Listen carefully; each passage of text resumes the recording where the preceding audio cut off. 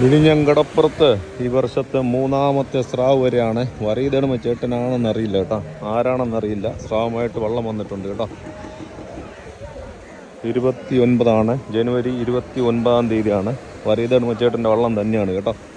സ്രാവുമായിട്ട് വന്നിട്ടുണ്ട്. 4 വീരന്മാരാണ് പണിക്ക് പോയിരിക്കുന്നത്. അച്ഛനെ തന്നെ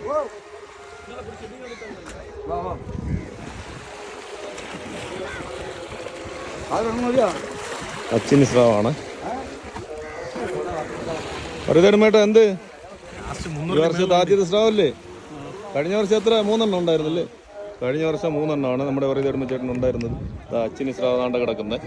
വെയിറ്റും കാര്യങ്ങളൊന്നും കാൽക്കുലേറ്റ് ചെയ്യാൻ പറ്റത്തില്ല. കാണിച്ചു തരാം. പഴയ ആൾക്കാരൊന്നും കണ്ടില്ല ഇവിടെ വള്ളത്തിൽ കഴിഞ്ഞ വർഷം.